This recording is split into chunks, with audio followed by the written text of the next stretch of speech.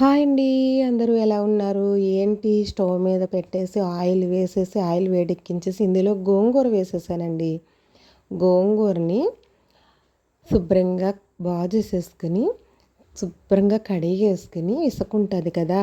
కడిగేసుకొని ఈ వేడెక్కిన ఆయిల్‌లో వేసుకొని దీన్ని ఫ్రై చేసుకుందాం. ఫ్రై ఎలా చేసుకోవాలో తెలుసు కదండీ!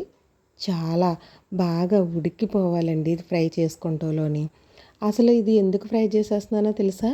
మనం బోటి గోంగూర వండేసుకుందామండి. రండి ప్రాసెస్‌లోకి వెళ్ళిపోదాం. చూడండి ఇలా ఉడికిపోవాలి.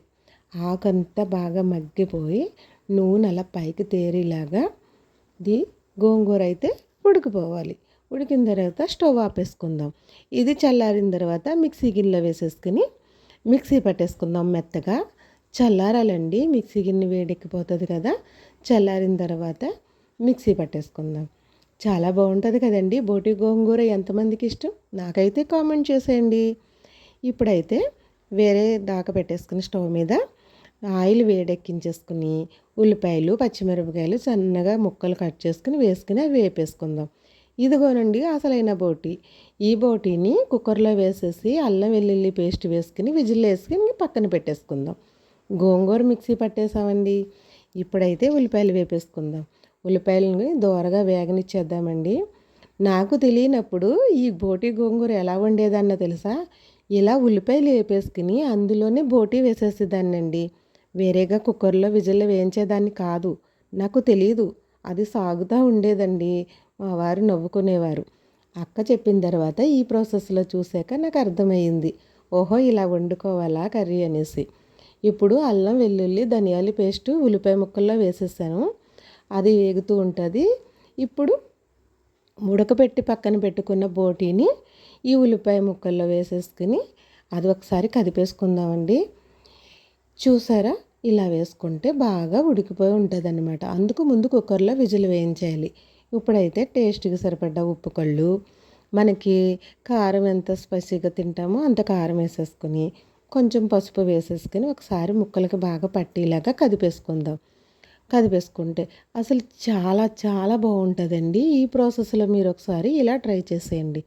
నాకులాగా తెలియకుండా చాలామంది అలాగే వండేసి ఉంటారు కదా! అలా కాకుండా ఒకసారి విజిల్ వేయించేసి అల్లం వెల్లుల్లి పేస్ట్ పెట్టుకుని విజిల్ వేయించేసి అప్పుడు ఈ బోటి గోంగూర అయితే వండేయండి. చాలామందికి ఇష్టమే కదండి బోటి గోంగూర. ఇప్పుడైతే ఒక గ్లాసుడు వాటర్ వేసేసుకుని ఒకసారి కదుపుకుని మూత పెట్టేసుకుందాం. మూత పెట్టేసుకున్నాక సగం వాటర్ లాగేసుకుని చూసారా ఉడికిపోయింది.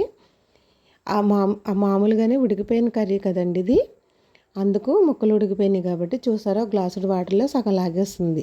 ఇప్పుడు మనం గోంగూరని వేసేసుకుందాం. మిక్సీ పట్టేసుకున్నాం కదా, ఆ గోంగూరని ఇందులో వేసేసుకుందామండి. ఇదిగో ఇలా వేసుకుని ఒకసారి కదిపేసుకుందాం. కదిపేసుకుని ఇది వాటర్ అంతా లాగే వరకు కూడా మూత పెట్టేసుకుని స్టవ్ ఎప్పుడు కూడా సిమ్లోనే ఉండాలండి, లేకపోతే అడుగంటుతుంది. స్టవ్ని స్లోగా పెట్టేసుకుందాం. ఇది ఒక 10 నిమిషాలు అలా ఉంచేసుకుందామండి మూత పెట్టేసుకుని. తర్వాత ఎలా ఉందో చూద్దరు కానీ చాలా అంటే చాలా బాగుందండి కూర. ఇదిగోండి ఇలా నీరు అంతా కూడా లాగుతుంది, ఇంకా కుతుకుతులాడుతూ ఉడుకుతుంది కూర. అడుగంటకుండా ఒక్కొక్కసారి కదుపుతూ ఉండండి, చాలా బాగుంటుంది. మీరు ఒకసారి ఈ ప్రాసెస్లో చేసేయండి. మళ్ళీ ఒకసారి మూత పెట్టుకుని కట్టేసిన తర్వాత చూడండి, స్టవ్ ఆపేసిన తర్వాత అలా దగ్గరికి వచ్చేస్తుంది. కొంచెం నీరుగా ఉన్నప్పుడు కట్టుకున్నా కూడా దగ్గరగా వచ్చేసి చాలా బాగుంటుందండి. ఒకసారి ఈ ప్రాసెస్లో మీరు చేసేయండి.